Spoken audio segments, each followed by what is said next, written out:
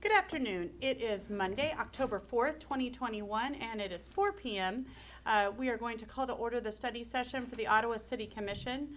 We're going to start our meeting by offering the public a chance to come visit with us. Do we have individuals who would like to visit with us via public comment today?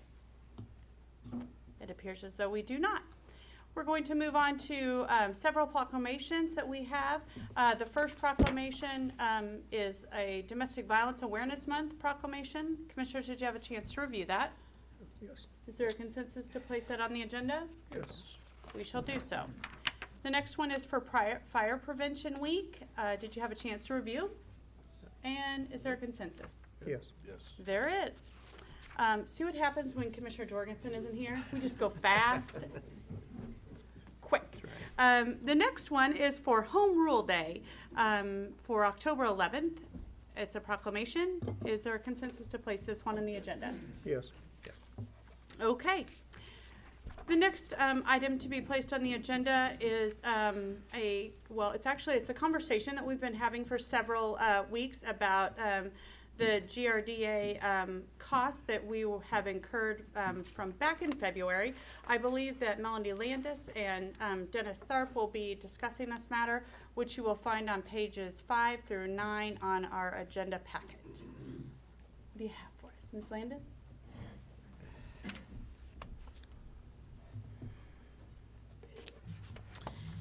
Thank you. This is in relation to the conversations we've been having, which is the extended costs that were related to the winter storm that we experienced early this year in 2021.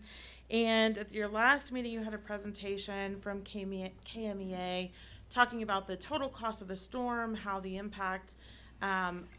cost impacted Ottawa, and what our future costs are that we haven't already paid or are already engaged in paying.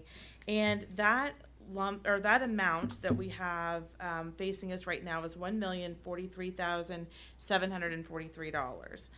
GRDA has given us 3 options for payment, and we've talked about those options, but they are for the public. The first one is a lump sum payment. We can just pay it with no additional cost. We can pay the expense over 12 months with no additional carrying costs, or we can pay it over 52 months and incur any additional carrying costs that they might have in financing those dollars. What we provided for you in the packet is just a short analysis of all 3 options. The first one being the lump sum payment. That's pretty self-explanatory. We would make that payment in November if we elected to do that.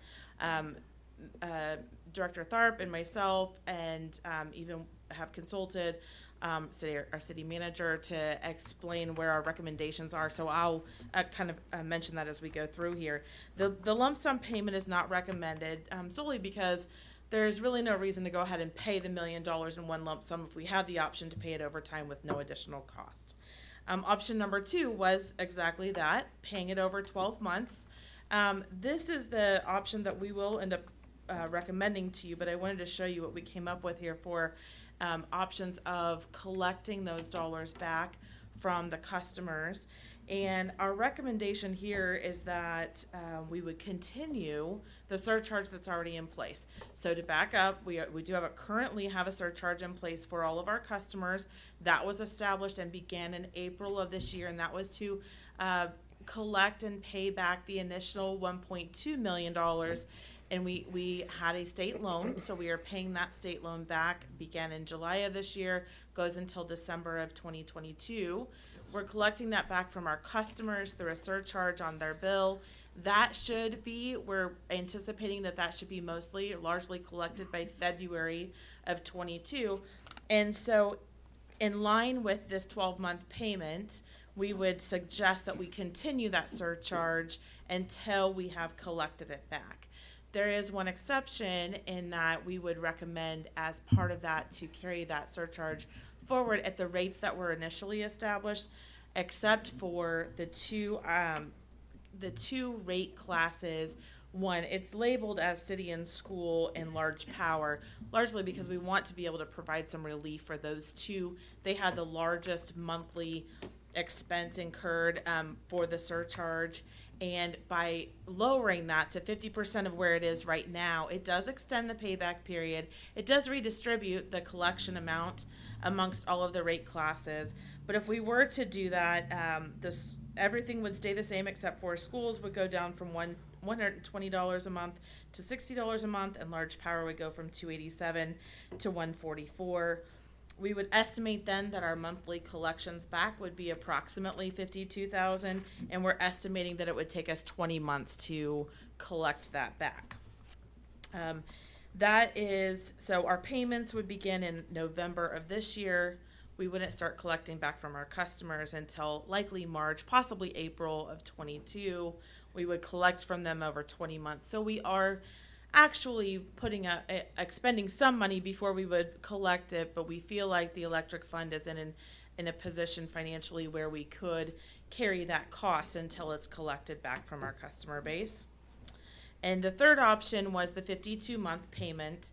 And while this does provide a lower cost to the resident potentially by just including that in the monthly ECA, it does pose a couple of downsides. We felt that we would incur some carrying costs of approximately, and we don't know this yet, they were estimating somewhere around 2.5% carrying cost. That equates to about $58,000.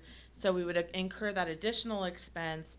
Plus, we would have these payments and collections extending out for 52 months. And to put that type of a loan, if you will, on top of the electric fund the way that it sits right now, we just weren't sure that that was the right option. There are some difficulties with wrapping that into the ECA also, in that you aren't easily able to show what you've recouped in the cost, and your customer isn't easily able to see what they're paying towards that same cost. And so it would be difficult to track that all the way through, and especially for that extended period of time. So together, and also having discussed with our city manager, the recommendation for you to consider at some future point would be the 12-month payment option, which then we would go ahead and distribute that surcharge to the customers over an extended period of time, estimated to be about 20 months. We wouldn't incur any additional cost, and we would lower the rate class surcharges for school and large power over that extended period of time. If you have questions, we can answer those questions. If not, the next steps we would anticipate is that surcharge was initially set by resolution. So we would want to bring back to you at some future time a resolution that outlined what those new surcharges would be and the time frame in which we would estimate that they would go into place. Melanie, just a quick question here. So the current surcharge will expire in February of 22, and this would begin in March 22 for the next 20 months after that date. Yes. Is that right? Okay, I got you now. Yes. And I know that it's a big bill, and of course it surprised us all when we found out about it. But were there still some appeal process going on? I thought the Attorney General's office was looking into this. Is there a chance that this may not happen, or is there still we're going to have to pay this, and if we do, we get refunded if it succeeds with some kind of appeal, or is that? That would likely be the case, Commissioner. My suggestion to you is that our situation now says that we owe the money, and that we are going to have to start paying it back. What we see happen with any kind of legislation or litigation, I would be surprised if we know anything about that in the next 5 years, quite honestly. It could be a long time. We all know how slow some of those processes move. And in my conversations with the people that are closest to some of that, and we have a couple of people that do spend a lot of time in Washington that we talk to quite a bit, I would be very surprised, if we see anything happen quickly with that. Yeah. Now, if something does happen, yes, of course, that is going to come back to the customer, just like we would give it back to our customer at that point in time. But there again, don't have an expectation of that happening quickly. Makes sense. Okay. The other thing I would like to add is that we do need some action on this today. What we really need is a nod. We need to know so that we can let GRDA know what our intent is with this process. And so Go ahead, No, you, Commissioner. no, go ahead. So our intent here is to make this as clear as we can. And if you all are good with our recommendation, then we at least need a nod for that, and then we will come back with the resolution to move this forward. There's a, do you have any concern at all about future cash flow issues? It seems to me like, is there a penalty for prepayment if you went with the 52 months? Is it 52 months payments? That would reduce your cash flow about 30,000 a month over a longer period of time, of course, but only 21,000 on the total charge, which would give you a lot more flexibility than committing to 12 Our concern months. with that, Commissioner, is that if we have another event in that 52 months, maybe we have 2 events in that 52 months, Well, that's what I'm saying. and we do not have a chance to pay that off. You know, our hope would But that's be what I'm that- saying, is that, are we depleting our reserves to pay this Yeah. off in 12 months? We don't believe so, but I'll let Ms. Landis speak to that. You don't see any danger, like we have an event next spring, we have an ice storm or whatever, and wipes out power poles all over the place and everything. What are you gonna do then? Right now, our reserve in our electric fund is a little over the million. Actually, there's a couple of million in there. I can't tell you the exact amount right now or what I'm estimating at the year end. We did just run through an exercise with our 2 departments, did just run through, and we're estimating out where we're gonna be over 10 years. I understand the concern. I honestly can't stand here and tell you exactly what that balance is and exactly would we be able to cover anything that comes at us. But I do know that if we were to make a couple of the moves that we're talking about doing within a reserve fund for the electric fund and making sure that that's available over time for expenses exactly like this, that I think we'll be in a much better position to be able to cover this with cash at some future point should we need to. Again, we're not, by doing the 12 months, we're not eliminating everything. You know, we're not paying it all out at one time. By doing the 52 months, you're right. It's a much lower payment. It's an extended period of time. We absolutely can do that. It's not number one on our list as far as getting this taken care of, but it's also something we feel like would get lost with our customers over time. They just get used to paying. It always shows up on the bill, and we feel like that's not very transparent to them on their bill.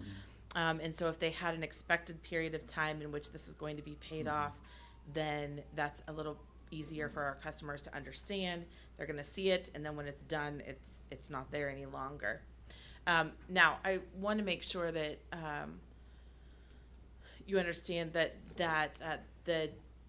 the recommendation or the head nod that Mr. Tharp is asking for is only specific to which option do you want, because there are some other ways to go about this. So should you choose the 12-month payment, what our recommendation is as far as structuring the surcharge, that doesn't have to be how we recoup it from our customers. We could do any rate if we wanted to do something different to try and recoup that over the same 12 months or over 15 months instead of 20. We could do that and recoup it faster, leaving you with a position where you're not you've been made whole a lot faster. So we could do some different things with that. Again, if 52 months is where your comfort level is, we certainly can do that. We were just trying to avoid the extra cost and the fact that it's very difficult to track that over that period of time. I trust your judgment and your research and thoughts on that. It still just bothers me to the heck. And I listened in on the conversation last week in regards to all these things, but to just get this without anything but say you owe it, nothing as far as audit. I guess they show gas costs and everything, but it just rubs me the wrong way that they billion when it paid and really no real audit responsibility or on all of that part. Yeah, and I And wouldn't it seems disagree to me with you like for we a ought to pay minute, it under Commissioner. protest or whatever, but I would, and it whatever. is under protest. It is under protest. Everybody has paid this under protest. I come back to the fact that in this scenario, we have really no choice but to pay. And then if there's litigation that proves that there is something faulty in the process, if something happens to that end, we will see money back. Everybody would. You know, and I repeat, you know, not only for your benefit, but for the public's benefit, we're not in this alone. This happened to everybody in the region. And how much is the gas company eating in regards to the costs? Well, that's a very good question, and I don't believe that the gas company will end up eating anything. I'm not in the gas industry, but from what I've seen and what they've done with the KCC, you know, they're going back. The KCC has asked them to present the method in which they intend to recoup their money. They're a little bit like us. They're trying to make it easy on their customers, but they are going to recoup their money. They're not going to just eat those losses. That's not going to happen. And that's all the gas companies. That's all the electric companies. So is the city writing GRDA $1,043,000 check and then being reimbursed monthly by the surcharge? Essentially, we would, if you were to choose option 2, we would make a monthly payment of $86,978.58 for the next 12 months, beginning in November. So we're really not depleting our funds. No, we're really not. In fact, what we would be, so we're about there's about a $30,000 difference per month. So you're expending $86,000, we're bringing back in about $52,000 per month. It's just that difference would be extended over time. So once we've paid off at the end of, or in October of 22, we would still then be collecting back from the customers for a period of time. Sure. We're spending in deficit until March. So yes, you Yeah. are. In fact, we're spending in deficit until December because, well, no, that's not true. We actually collected in advance of what we expected from the customers for the first surcharge. So we're making payments through December on the first one. We'll have collected that back by February of next year. So we'll have begun the new surcharge, and you're right, we will in a deficit for this charge in total. I don't know what that number is between the two overall. Overall, we'll get it back eventually. It's just, And you mentioned the ECA earlier, and the only reason I'm asking about that is because I've been talking to folks about the surcharge that, you know, we already have and the one we're talking about now, and then they've brought up the ECA that's now on our bill. Can you tell everybody that that's always been an energy cost adjustment that's always been on the bill? It's just been brought to the light by a line item now? Yeah, the ECA is one of those where we made a decision on our bills to try to be more transparent. The ECA is something we have been doing as long as I can remember, so at least for the last 20 plus years. And what that is a cost adjustment. There's always a fuel and energy adjustment that comes about in any given month. Our goal is for that ECA to be as close to zero as absolutely possible. We want to be as transparent as we can in our rates. And we hope that our rates are covering any energy that we buy. But in the event that it doesn't, that ECA is there, and it can be positive or negative. If we've overestimated in our rates, then that can be negative as well as it can be positive. And it's a little difficult, it's a little complicated for people to understand. I get that. But the reason we did that is so that we are completely transparent on what we are collecting from the customer. Evergy has commissioners? it on their bill, too. Commissioners, and to our public that's listening, on the Kansas gas service bill, it's called a fuel clause adjustment. Same thing. Yep. And any utility bill you get that uses natural resources has that kind of adjustment in there. I guess I wanted to make it public because of the comments that were made that, now we have another one, which we don't. It's always been there. It's just been, brought out. And that was one of the reasons that our recommendation went to the 12 months and the continuation of the surcharge. We believe that is the most transparent way to do this for our customers. Because if we do it over the 52 months, we really will probably be rolling that into that ECA, and that is not really what that ECA is for. You know, and then it makes it, like Ms. Landis said, it makes it very difficult for us to track and be able to show exactly what we've collected from this winter storm event. We just need to be clear to our customers, because we told them that it would run out in March of '22. And now Absolutely. we're adding on to it due to the other bill that came in. Absolutely. And so that they understand that we just don't And we've, keep that money for no reason. yes, and we've had this discussion multiple times, and that is the reason that we've had this discussion multiple times, so that we want it to be out there. We want people to understand that not only are we paying a bill like this, but again, everybody in the region is paying. Anybody that deals with Grand River Dam Authority has a bill. Yeah. Their bill, as they figured it, was $431 million.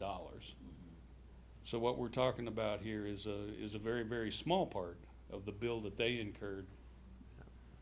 And it looks like we paid for our generation capacity almost entirely on this kind of a deal, because we generated a lot of our own, where other companies bought it off. Exactly. If we had not had generation, our bill would have been about $2.3 million bigger than the bills that we're seeing right now. That's what, I like a suggestion too myself. I think, you know, our idle funds we've got, we're only earning 0.3, 0.35, somewhere in there, so we're not earning that much money on that money anyway. I know that'd be parsed out through the months we're looking at. But I'm also looking at, I believe the city of Winfield had a huge bill. They're trying to decide how to deal with theirs. And, yeah, we came out pretty good on this thing, even though this is awful news. It could have been a lot worse, like you said.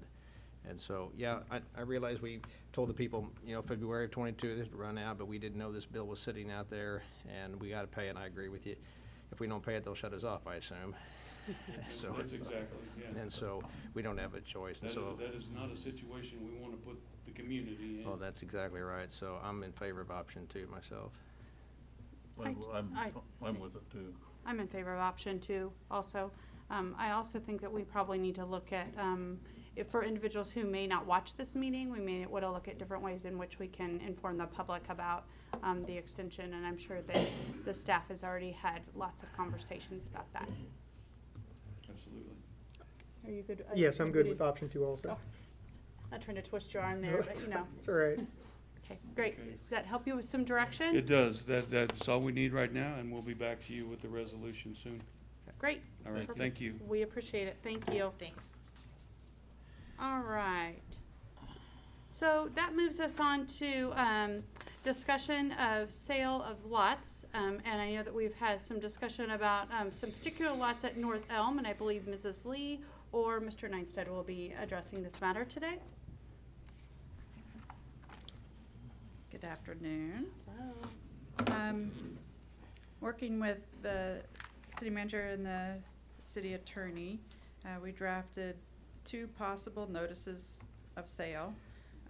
Staff's recommendation would be to do a sealed bid for this, but we prepared it both ways because what you've most commonly recently done is the public auction. If you had a chance to look at the 2 tracts, you'll recall that they're separated by a 3rd tract. So we, in the sale, would be asking the buyer to buy both so that we don't get in a situation where we sell off one and then the other one's left. And then the person who maybe wanted to do one thing couldn't do it because they didn't have the other. So we put them into one combined notice of sale. Didn't set a date or a time yet because that really depends on schedules and what methodology you want to do for the sale. Otherwise, a lot of it follows the same. There's no covenants in this case. This is the original town, so we took out that kind of language. Just for clarity, for the public's sake, the northernmost lot doesn't have access to water, nor does it have access to an open street. There are a couple of solutions that could be found if those 4 property owners got together, either the street could be opened or it could be vacated. It kind of just depends on what direction somebody who maybe wanted to do some development would go. So, but I wouldn't want people to think that they're both currently easily buildable. The water and sewer though was in that lot, in that block. Yes, sir. correct? I mean, could be It extended. could be extended, it'd take a public infrastructure extension typically, to get to the northern lot. Again, there are a lot of ways that the area could be developed without public, street or water construction. It could be done privately if there was a proposal. And that's another reason why, the city attorney thought maybe the sealed bids might be a good solution is, I don't know that I actually worded in here that we could ask them to tell us what their proposal is, but that could be another reason for something that you might wanna know, other than price, but.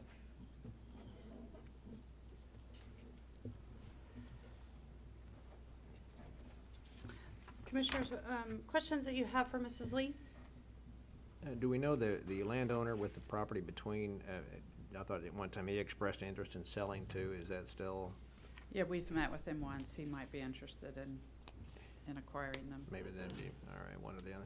Okay, or both? You The said both, but- conversation was more along the lines, initially, the conversation was more along the lines that all three lots would be better together Yeah.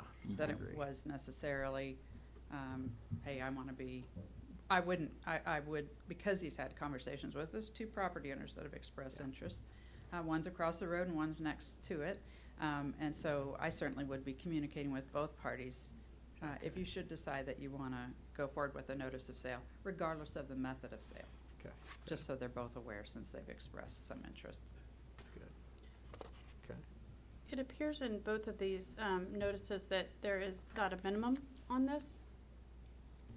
If there was a sealed bid, there's I no- just left a blank Okay. for there to be some conversation.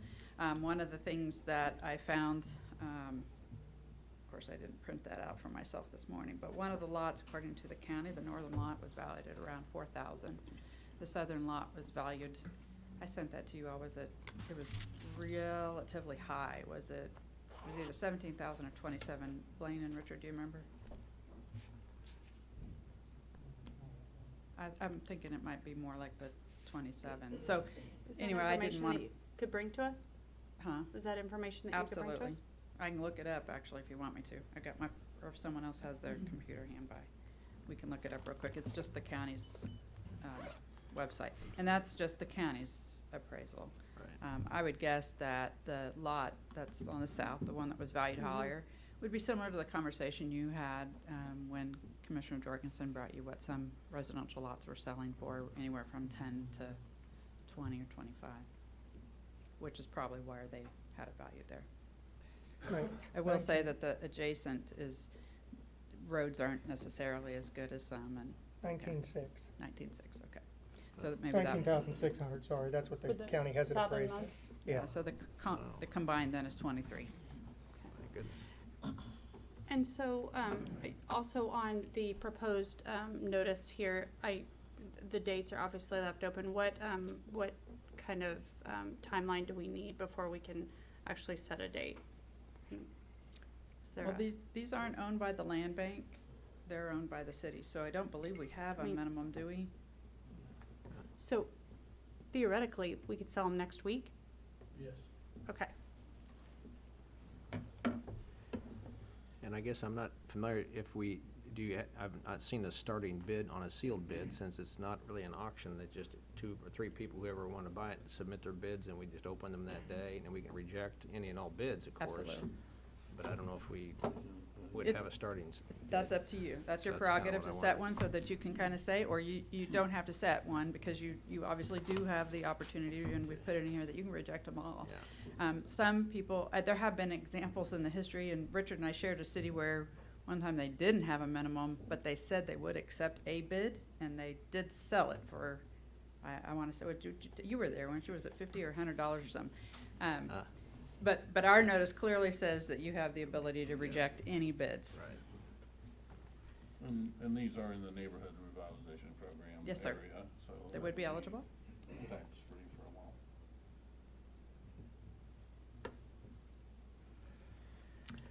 All right, so what kind of action would you like on this, or would you like to just bring this back on our agenda for next week to discuss it? Actually, it'd be 2 weeks because we don't have a study session next week. Commissioners, what would you like to do about this? I don't mind giving it a little more time. I guess I feel like we've talked about this a couple times, and I'm for just moving it forward and selling the lots. That's fine, I can do that too. I mean, we're looking at, right now, even if we were to put it out for sale, I mean, we won't even meet again until the 18th. I mean, we're not gonna put it out for sale and then expect bids back by Wednesday, so we don't even meet until the 18th, and so 18th is our next study session, 20th is our next meeting during the day, then we have the 25th and the 27th in October. I don't know that there, I mean, this is not a fire sale, sorry, fire department, sorry, Chief Tim. But this is not a fire sale, but I mean, if we can move it and get things building on that property, I think it's the benefit to the community. Thoughts? I'd be willing to move it too. And quite honestly, I'd be willing to put no minimum on it too. I don't know how long we've owned them. Do we know? Yeah, it's only been several years. We actually got them, I didn't look up the number, but Richard and I were here for that. I'd say it was about 4 years ago. Yeah. It was prior to the playground being selected at that location, because we had considered it as a park or a community garden when it was gifted. So it's been off the tax roll for 4 3-4 years or years, so. yeah. So, I mean, anything that we could get going on there would be extremely beneficial. Sure, that's fine. I understand what you're saying. I'd hate for us to sell the lots for $50. Oh, we don't have to. Yeah, but Yeah. I wouldn't want to either. But the fact we can reject all the bids and just have another bid opening the next week if we wanted to. So we've rejected all these bids. We want more money. I don't know, try it again. It may become like an auction by way of sealed bid. I don't want to necessarily do that. I don't want to wear out our auctioneer. He's already got an auction tomorrow he's planning for and practicing for, so. If my concern, if we put them both together, like you're maybe wanting us to do, that it might deter a potential builder just because of the lack of utilities up on the northern lot. So it might be, yeah, I really want the south lot, but the north lot does me no good, so. And my point probably would be the north lot doesn't do us any good Sure. either. No, And at least they'd be able to maintain it because they're right Yeah. there present. Yeah. And I guess what I'm saying is if, that's why I'd prefer the minimum. I guess it incentivizes the bidding process and it gets rid of both. Okay. So yeah, I'm I see. good with putting them both on there, but if we didn't have a minimum, like Commissioner Skidmore said, we can certainly, not accept it. I think if we don't have a minimum, we should have a request to plan to build. Rather than somebody buying a lot for $100 and it's grass for the next 20 years. I'd like the idea is to get them back on the payroll as the building, as a house or something. I like that. I mean, that's what we're doing at the Coves, giving them a certain time to get started anyway, so. Actually, in the Coves, we didn't do that. We talked about it, but we didn't actually put that they had to build within a certain time frame. Okay.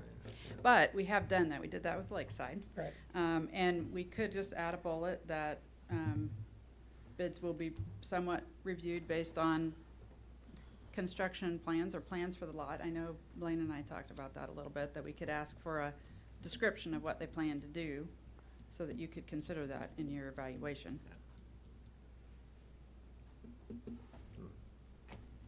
All right, so what is the will of, I mean, what are we talking about? Timeline? Well, I like your idea, Sarah, about selling as soon as possible. I think let's get them sold. I agree. So We have a regular meeting on the 20th. that's when we open the bids, is that what you're saying? Typically, we open them before and Yeah, then then show bring them 'em. to you. I mean, so we could close them on the 19th and then open, and then present them on the 20th. And that's quick, and I recognize that's quick. If you would rather and wait until the very first November meeting, which would be, closing on the 2nd, and opening and then presenting them on the 3rd, you know, I'm fine with that too. I mean, I don't want, again, I don't want the staff to be running so fast to try and get this, to make this happen, that something, I just, yeah. it's I on like, fire. It's I on like the fire. 1st of November meeting better. I think that gives more time to get the word out. So have the bids be required to be here on the 2nd in advance of our 3rd meeting? Sure. Oh, I see, okay. You okay with that, Yeah, Commissioner yeah, Skidmore? that sounds good. You good with that, Commissioner We can do Weigand? that. I am. We Should need I that add kind a- of time. Add a bullet that is description of planned use and development within 24 months or Yes. something? I will tell you that because of the other lots, it probably makes sense to give them an extended period of time Sure. to figure out. They may go through a couple of planning Yeah, exercises sure. if they're trying to combine lots. If I'd not, rather- then, Yeah, I'd rather keep that to a year, but that's okay. Sooner the better. Is it, I'm fine with could they do multifamily there? it's well, I looked that up too. I think we decided it was R2 and there could be, something done. Again, if they combine the lots, that gets a lot easier. One lot, one tract at a time, depends on the total square footage, so. Oh yeah, here it is. I did put R2. So the total square footage of the south ones probably leans itself to possibly a duplex, but no more. I'm fine with 24. I'm fine with 24. Yeah, I just keep I'm fine with thinking 24, bigger yeah. picture, you know, Longer. if somebody were to purchase both lots and maybe talk to the middle owner, get all 3 of them together and then put something, Right. possibly, you know, more, in depth there. Right, which is, so when we had talked before, we considered that, look, if somebody wanted to do a plan unit development and create several things, that creativity part, what we want to do would take longer. That's why, if you're comfortable, I would suggest a 24-month timeframe. That's fine. I'm comfortable. I'm There good with is there's a line, what do we want to do about the starting seal bed? Do we just want to omit that line? I mean, it's on there now. What do you want to do with it? Second paragraph, last sentence. I'm fine with just deleting that line. See what comes in. Commissioner, or Mayor Pro Tem Crowley. Which line are you talking about there? Second paragraph, very last line, very last sentence. Where it says starting bid, is that what you're saying? Mhm. Yeah. Do you want to Yeah, omit it? just omit it. Is that, yeah.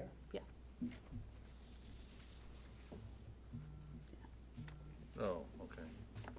Yeah, Yeah, I'm fine with that. I don't think we need to leave that. Okay. Does that help? Yes, ma'am. All right, perfect. There's, I Little guess bit. though, if we eliminate the starting, how do we know, what's the lever to get them built on? we can reject any bid. If we've asked them to Okay. describe their project and their time frame, but that we're hoping to see development within 24 months, Okay. we've just kind of set that as the goal. So with your consensus, you're ready for us to go ahead and get this reworked and out. Thank you. I believe that is it. Great, good movement.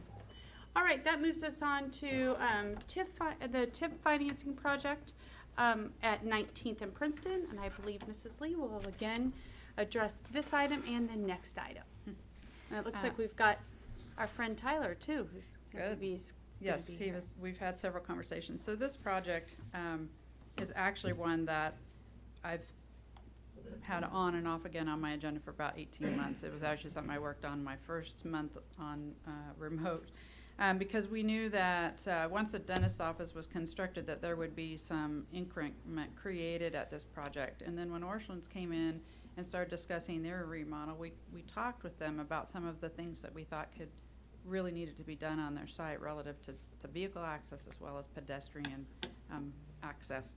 And they really didn't want to go through the TIF process, nor did the dentist. And they preferred that we just kind of figure out what the increment would generate and do the project. So that's really where we went. And so we started to work on it earlier this year, and then with the changes in staff and finance, et cetera, we wanted to really cement the available cash on hand.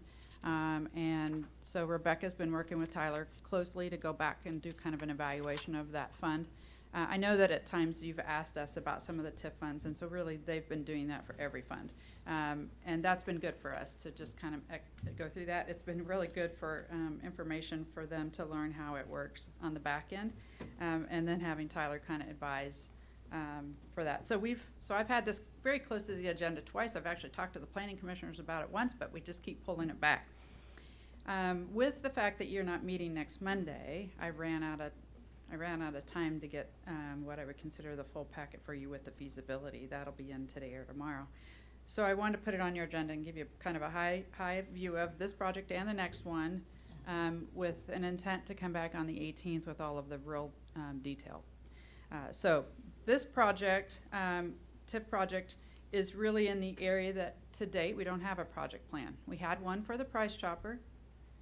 That's the other half, if you will, of this TIF district. And that one's going along just fine. But the southern half, we now have funds that have been generated by those parcels, those properties, increment funds that we'd like to use to reinvest in their neighborhood, their side of the district. And so we asked the city engineer to put together a concept, which you've got an illustration of a sidewalk that would extend the sidewalks at the Price Chopper project all the way to 21st Street Terrace and back. That gives us a complete loop of sidewalk, so accessibility from 21st Terrace all the way to 19th Street. Okay, there's connections to the trail at Price Chopper at 17th. Okay, so there's still some gaps in here to really good full access, but at least we're completing some loops. And then we have, if you recall, at the DIY, when they did their CID, they put in some striping to get to the trail access there. There's more to come, I guess, in this quarter, but we felt like getting that connection internally was helpful. And then as funds are available, there may be some improvements we can make to some of those driveways, because we know that at times people are heading the wrong way on each side. And we'd like to make some improvements there as well, but we really wanted to start with the sidewalk. I have a question. You've mentioned that we have funds, and I thought TIF was to pay off the cost of the improvements, so we shouldn't have excess funds except because of the project expense. So we have an agreement with each of our projects for their project. But think of it as on the table that Ms. Landis has over here, their project might be one of these glass of water, but the rest of the land is creating a fund in the other glass of water. We're required to give them back theirs, and we are. But they don't have the right to ask for the increment off of all the other parcels in the district. They get the increment they paid, the capture that they created by their investment. Okay. And the But- rest of the increment is intended from the district outline for us to capture the three entities together and reinvest in that as well. So when we put together the district plan is never just that project that initiates the area. It Right. is a wider infrastructure list of things that we need to do. Yeah, but let's say you like the Price Chopper street, right, and the parking lot and that kind of stuff was TIF. Right. And that's $1 million or whatever it was. And that increase in taxes goes back to pay that $1 million that they paid for up front, That's right, right? right. So where's the surplus coming from? The other properties in the district. But what about their improvements? that they did? The Price Chopper improvements and their increment is being generated, and we are paying them back every 6 months. When we get the tax increment off their parcel, we give it back to them. But in the meantime, the dental office has been constructed, so that's entirely new increment. Orchlands has had a completely new reinvestment. That's new increment. Any natural increase in taxes off the bank or the gas station is also creating increment. Those dollars is what we're proposing here to build in where they benefit. At the sidewalk we're talking about, right? Yes. Now, what map had the sidewalk on? I didn't see what page that was on. Is that on here? It should be right after the estimate. 23? 22? It wasn't a very good picture, but you can see the sidewalk as a white ribbon sort of around the outside. Oh, all right, I thought that was a board, okay, I got you. So it doesn't actually go to the gas station. No, it doesn't. Okay. But they're in the south area. Oh, north is to the right. Orchlands. Okay, now I got you, okay. There's the There's bank, There's the bank. Gotcha, So all right. there's the- gotcha, okay. We would plan to come back and help with the gas station along with some of those other driveways as the increment realizes itself. Oh, okay.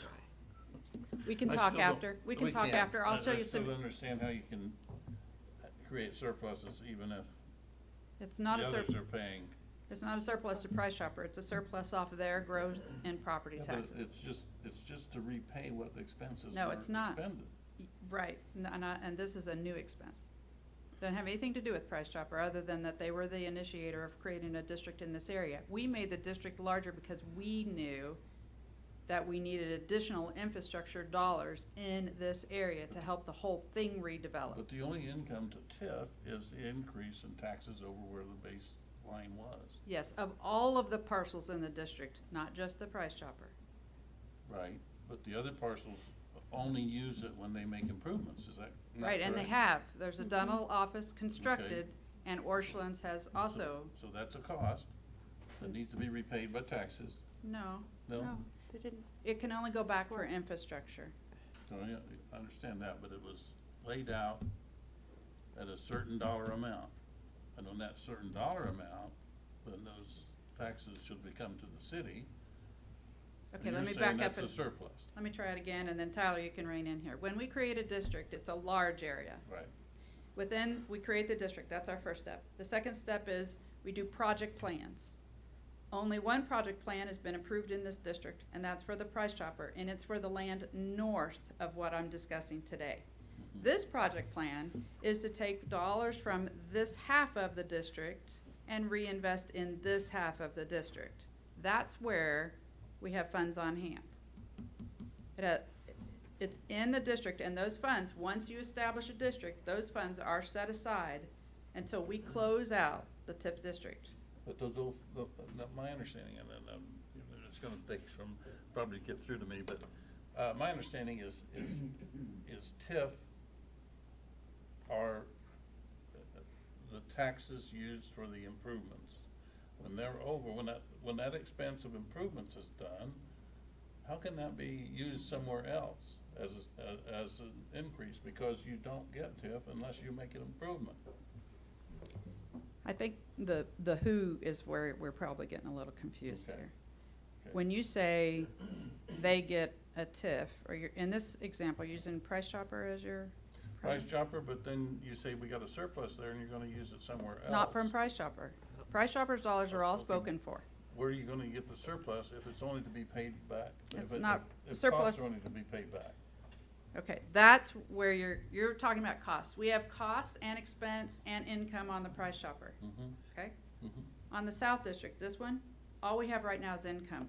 I'm proposing to you a project that would spend the income on sidewalk and roadway improvements in the south area, from which the income, Okay, now, Has see, come. that's what I don't understand, is how you get income from the south if they haven't done any improvements or had any expenses. once you have a TIF district, everything in that district pays, their funds are separated by the county clerk, everything. Not just waiting until they say they have a project. Their funds, that base is established, and everything on top of that, until the district goes away, is an increment. Okay, so anytime their taxes get increased, then that goes. That's to right, the- it can create some. Okay, Okay. I'm partly there. All right. Yes, it does create some natural improvement, but in this particular case, the natural numbers are not completely that is not completely where this is. The dentist office is a significant improvement. Mm-hmm. And so once we knew that was coming in, we anticipated this. That's why I said I was working on this some while back, because it really had to start with the dentist office. When Orchlands kind of, again, reinvested, then we wanted to capitalize on that and give them back to that area some improvements that they see right away, because that enhances what they've done. And then hopefully together, we're continuing to redevelop this area. I like this idea of the sidewalk. I see people walking on the roadway many times, and how dangerous that is. It's not, there's no room there. I mean, It is. so Yeah, it's- and commissioners, you might be asked when that sidewalk does go in, why are we not building on the other side of the road? And that's because that's not in a TIF district, There you go, yeah, and you can't spend those funds outside of the TIF district. right. What are- And to be fair, you're authorizing the TIF project, which includes more than the sidewalk. The sidewalk is just the first one. Yeah. So, but we would be talking about, there's not gonna all of a sudden be things out there you don't know where they came from. But the sidewalk is part of what we'd like to do right away. This will be the first time, commissioners, that you've seen us come to you with a project, but it's not gonna be the last. Because, as I said, the finance department is looking at all of those TIF funds, and we know the South 59 one has a bigger than normal amount. The South 59 one we'll be back to talk to you about within a couple of months, because there's a significant amount of dollars there, but there is a tremendous number of things in that district that we talked about spending it on, from bridges to roadway to sanitary sewer. There's a tremendous number of things. So we'll be back to you on that, but this is just the beginning of one we're proposing as staff.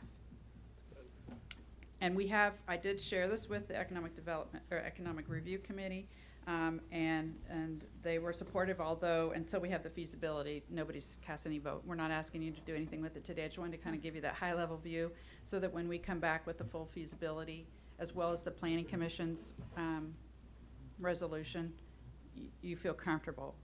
Because in order for us to hit the timelines we're trying to hit, which is this project and the next one, we would be asking for you to put it on your agenda at the second meeting in October. And I'm assuming there'd be some conversation down the road about some east and west sidewalks crossing Princeton Street, Princeton Circle Drive? Yes, just Okay. not with the TIF dollars. Okay, but could they be from the TIF dollars? Just because they're outside the TIF district, even though they originate from a TIF district? They would have, we could do some things in the roadway itself, which, that's why I was saying we might do some things with the A-cell, D-cell lanes or some driveways, but crossing to the other side, maybe, because it's part of the infrastructure, and so, again, Tyler will tell us, that's included if we mapped it.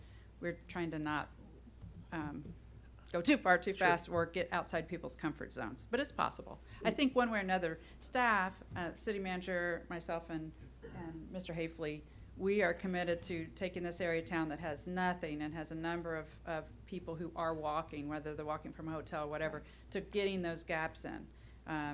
The next project, you're gonna see that we did that very same thing. We're talking about how we can leverage and use some money to do some additional sidewalks. And we, the three of us, have had conversations about the intersection at 23rd and Princeton, trying to improve it, with including to what we did up here at K68 with push-button signalization. And that's kind of what I was getting at. I mean, you could use the trail certainly to go, south, but eventually if you're passing over, or crossing over to get to Walmart or such, you can hit the You gotta go sidewalk, east-west. but you don't have any crosswalks. so. Right, that's right. We'll continue to go down that pathway, Great. yes. And Wendy, it appears to me there just east of Price Chopper, there's an area that's not in the TIF, rectangular shaped tract. Is there a reason why that is?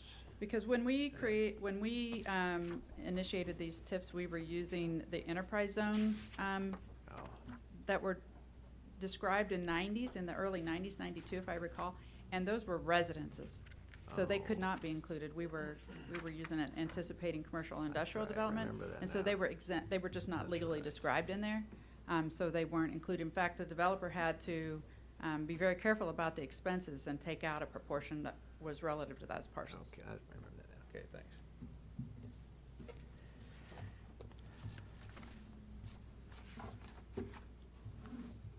Any other questions you may have for Mrs. Lee?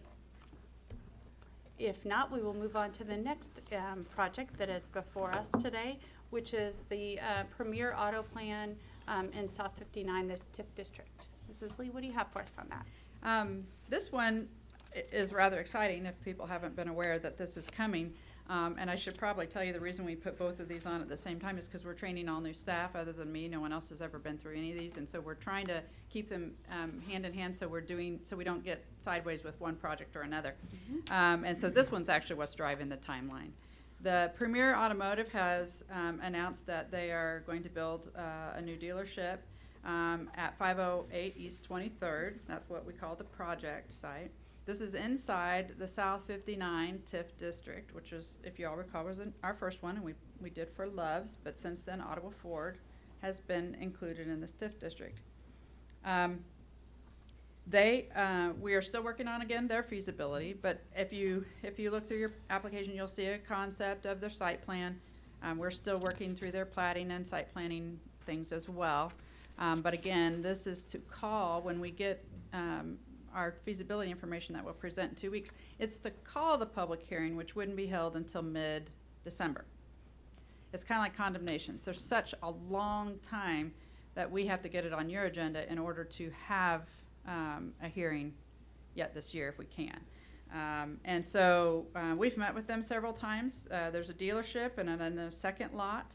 I gave you some of their information as far as they plan to create jobs as well as build a building that will be certainly from the highway, a very attractive, visible new investment. And they have communicated to us their intent to keep the other site.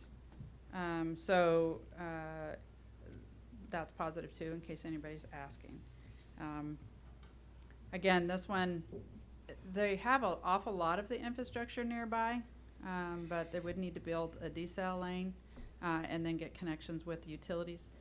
One of the projects that may be hampering some of their site development, as well as a few others, is that bridge right there at 23rd. So we're actually contemplating whether we ought to be at least spending some funds on what's the bridge, what could it do for us and without harming anyone else, and use that as an additional TIF project that I may bring forward as a separate thing. However, I will tell you that when they were doing their site, of course, they're building sidewalks just like we have at Car Wash or Arby's or anywhere else. We are going to go ahead and contract at the same time to build the sidewalk over to Oak, which is where the motels and Applebee's is, so that at least then we have a connection. Because it was just going to be a short distance between them. And we felt like that was appropriate with this TIF project. So those funds would actually, to Commissioner Wagon's earlier concerns, would come from the existing TIF district and would be combined with what they're doing. They would not, they wouldn't pay out of pocket to make that connection. That'd come from the TIF district. Exciting stuff. Questions for Mrs. Lee? We recognize that this is the initial time that we have seen both of these projects, but we appreciate you bringing them to us today. Anything else you'd like to highlight? No, we'll be back. These are good projects, I think, for Great. our South Ottawa area. Certainly exciting stuff, so thank you so much. Appreciate it. Thank you. All right, that brings us to reports by our city manager. City Manager Neinstead. Commissioners, I have no reports for you this evening. All right, that leads us to reports by our city commissioners. Mayor Pro Tem Crowley. I don't know if this would be the right time or not. I didn't know if we wanted, I've had a lot of concerns lately about the homeless problem we're having down at Legacy Square, and I didn't know if we wanted to have a conversation about anything that we could possibly do to help with that, or to help, do something about it. I guess what I'll say is I have I've had a lot of citizens contact me lately about just the how they felt uncomfortable there, and how they would wanted to know if there was anything that we as a city commission could do. I've talked and questioned and asked, and I got a couple of suggestions. I don't know if it's even a possibility. Chief Weingartner, you might be able to answer it. If we were to put up a no trespassing sign later at night, or the park is closed at a certain time, would that help your staff maybe help with remedy that situation late at night?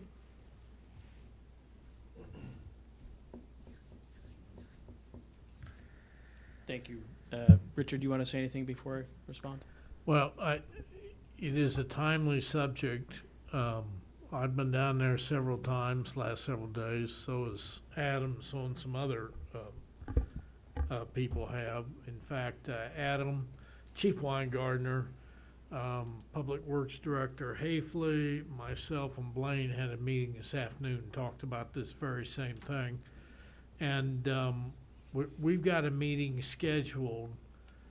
We don't own the land that's sitting on, so we have a meeting scheduled with the chamber director later this week to talk about some options so that we can work together and have some help in dealing with the situation over there. As you know, as we've discussed, it's rather complex.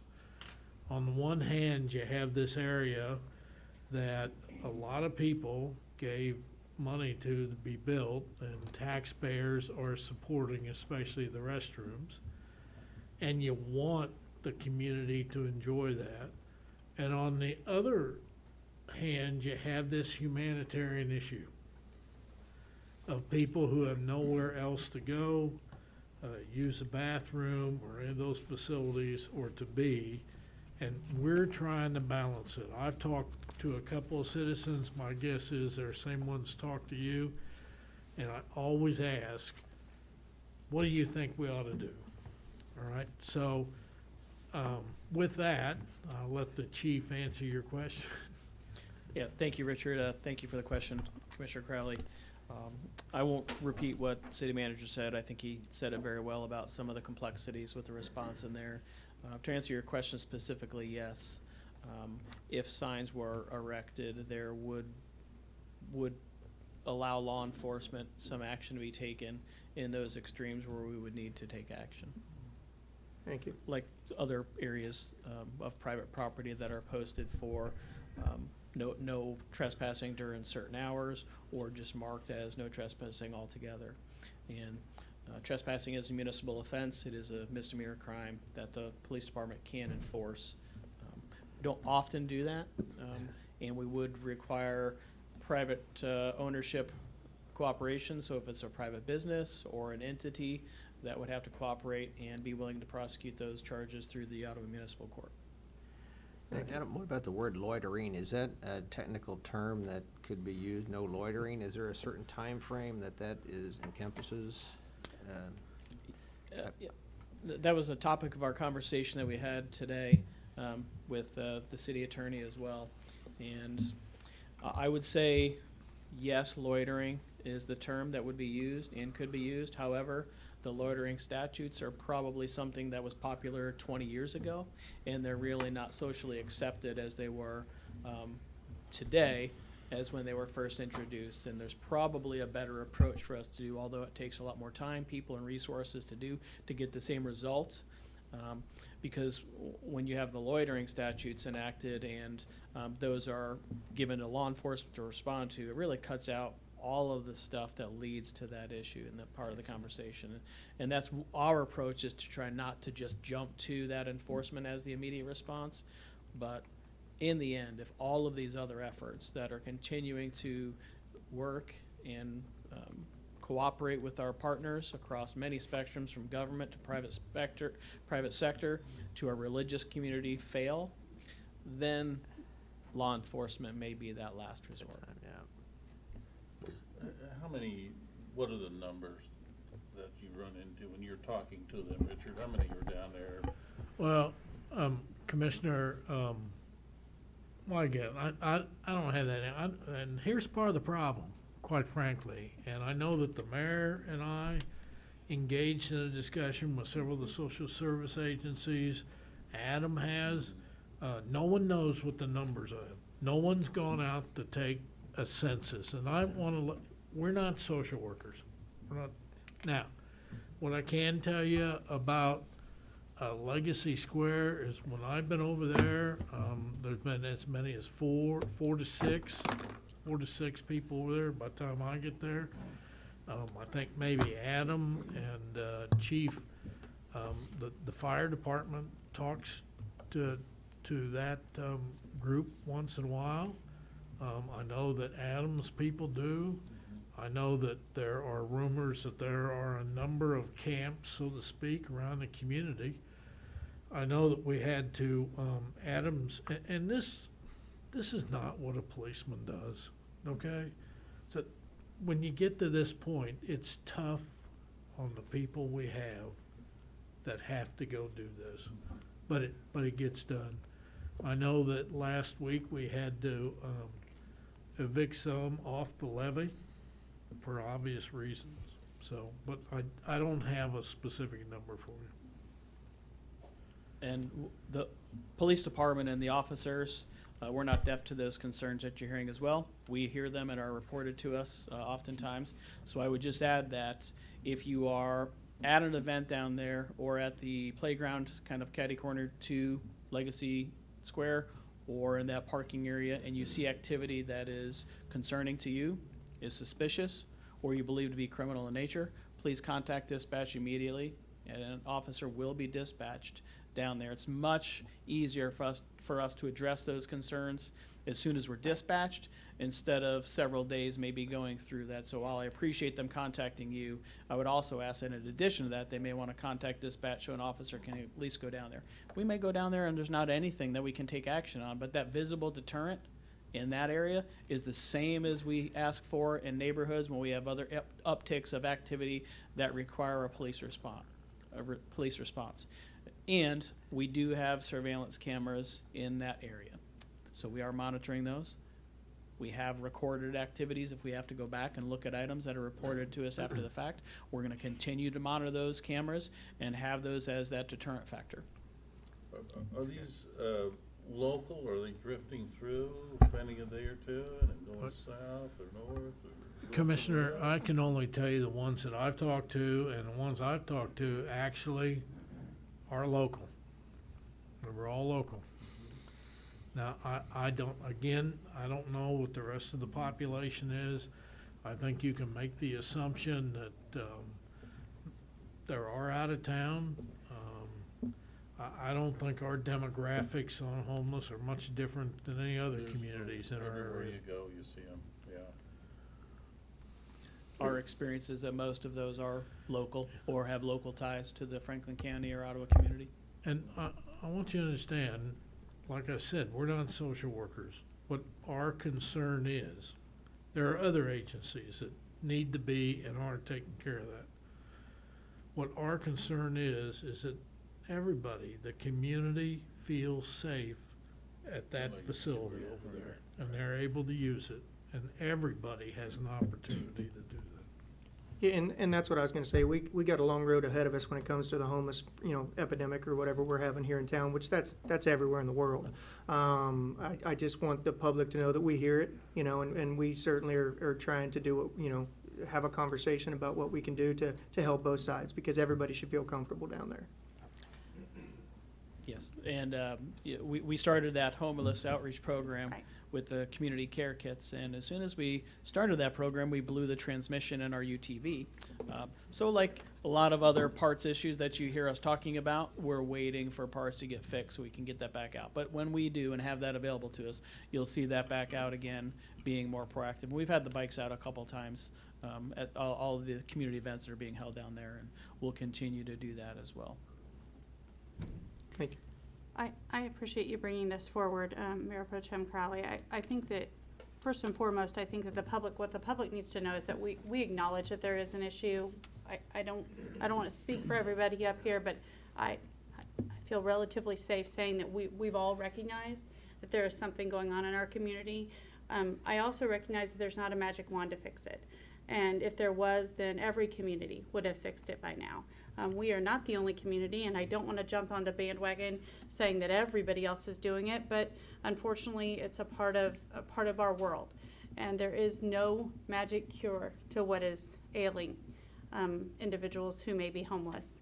And we can't necessarily pin down what makes an individual or individuals what that cause may be for them to be homeless.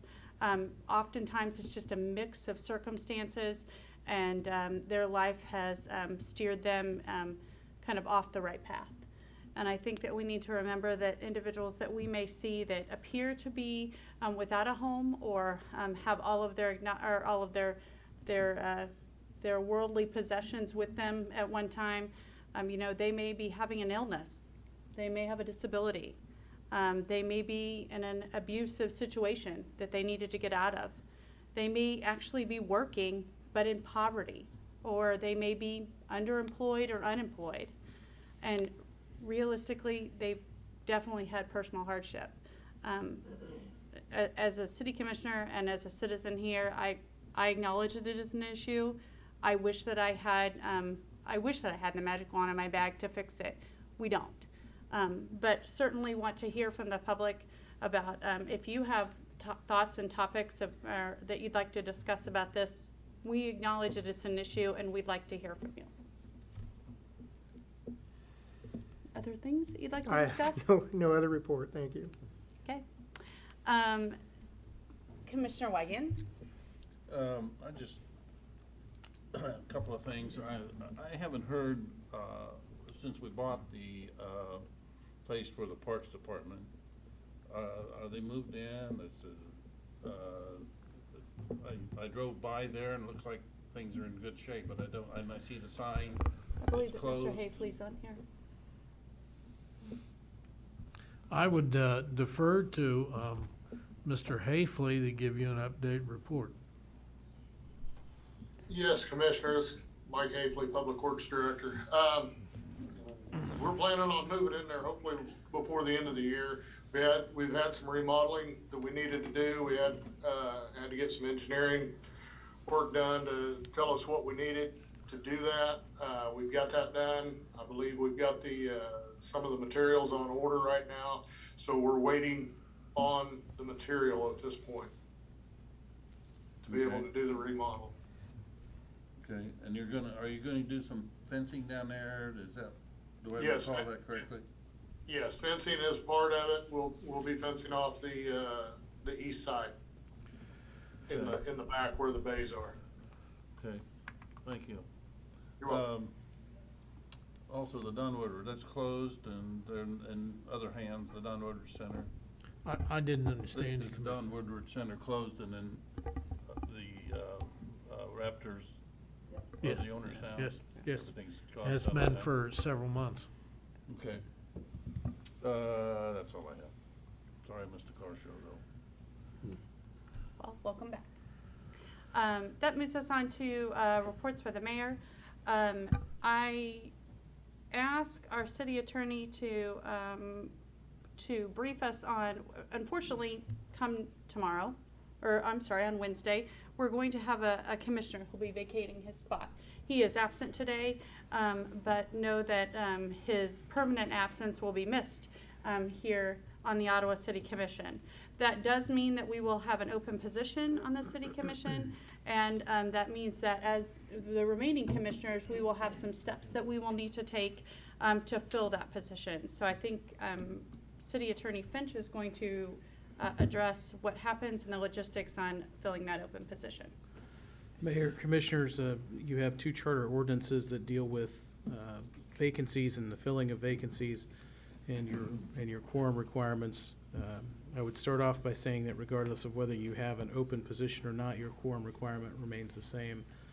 That is, 3 of you are required to attend a meeting to transact business. So over the next period of time, however long it takes you to fill that vacancy, that will be important.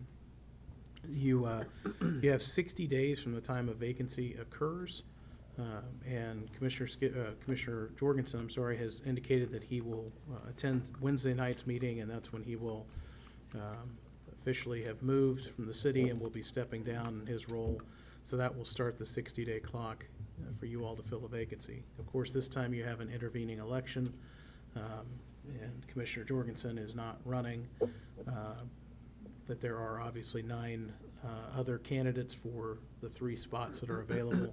So one of the options available to you is to wait till after the election and see who is elected to fill that spot. You can then appoint that person until their term would begin. You are also free to appoint someone before the election and any time within that 60 days. So you open it up for applications and see who applies, and then you all discuss that. If you do end up in a tie, we did create a means to cast lots. The mayor will decide what the casting of lots will entail, and the winner will take the position until the next election. In this case, the term was about to end, so it will be until a new person is sworn in January. And with that, I'll take any questions you have. When would the election actually be certified? I know it's on the 2nd of November, but is it certified, is it 3 weeks later, or? Typically, the county commissioners will hold a canvass the Tuesday after, so within a week, you should have certified numbers. So I'd just be in favor of just seating that person immediately after that certification. It may be like the 17th would be a next meeting, but that'd be fine with me. That people have spoken the way I look at it, and if they like this, whoever that third person would be, to fill the seat, the vacant seat.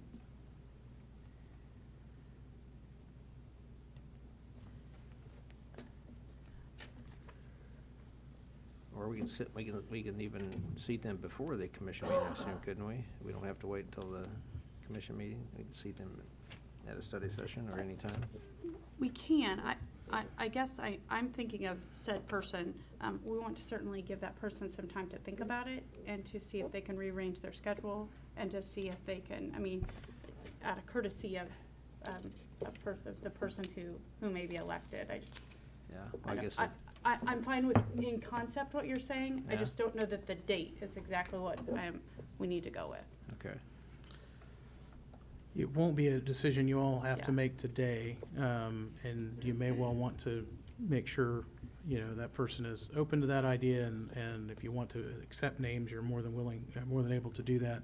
You do just have this is a unique circumstance where it's occurring right before an election, and the unexpired portion of this term really only runs about, 3 months at this point, until the new swearing in January. So it was Commissioner Jorgensen almost completed the full term, so it's a good problem to have.